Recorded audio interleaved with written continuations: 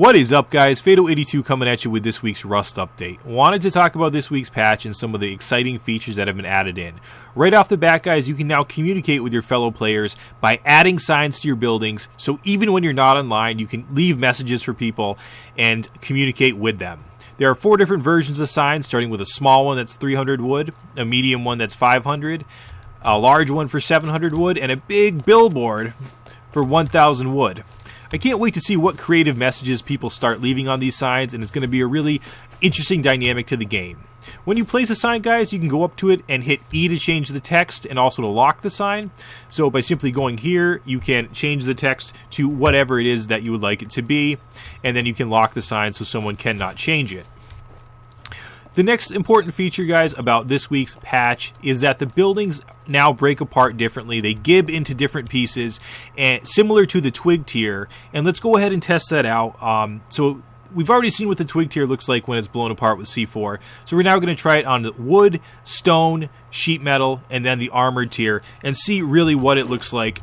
I can't wait to check this out. It's going to be really exciting. So we'll go ahead and test it.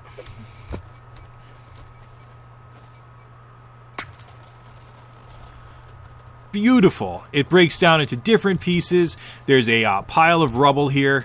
Very interesting. Let's go ahead and see what it looks like on the stone.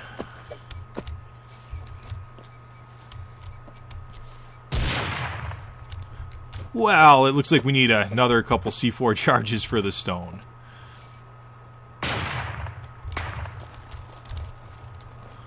Very interesting the way that blew apart.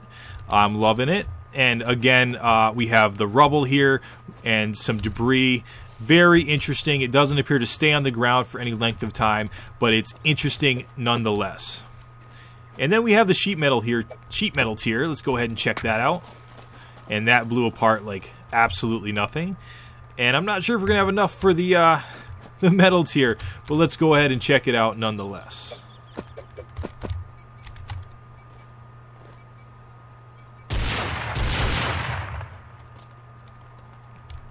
And very interesting, we got a little bit of a graphical glitch with some purple type material there.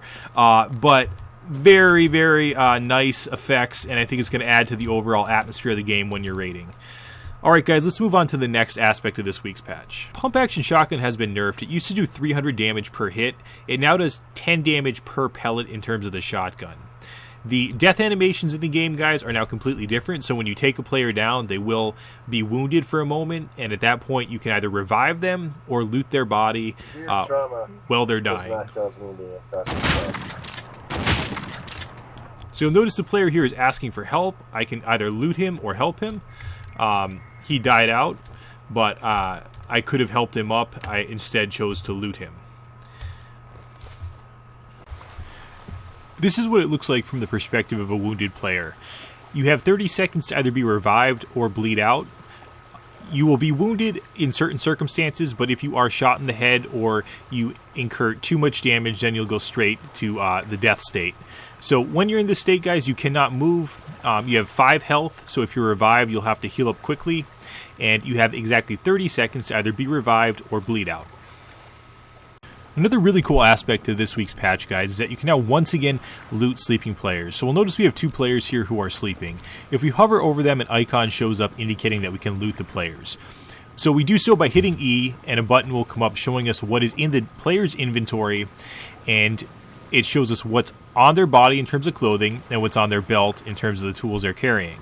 So we can go ahead and put the blue shirt on that we have from the player, and we can also transfer clothing to the player. So if we tab back out, we'll notice I've now taken his blue shirt and he is now wearing a bucket helmet. I think this is a really cool feature, and I'm glad to see that it's back in the game. The animations for the players have now changed as well. So they now look a little bit different than they were before. Again, we have a player here. We can go ahead and now we'll revive him. He bled out too quickly. Another cool aspect to the patch, guys, is that there are now idle animations when you're in either the crafting menus or the inventory. So you'll notice your character will wave at you and do different poses, and it's pretty cool. So our character just did a bit of a chicken dance there, but sometimes he'll wave and do different things. Not game-changing in any way, but just a little bit of a cool effect.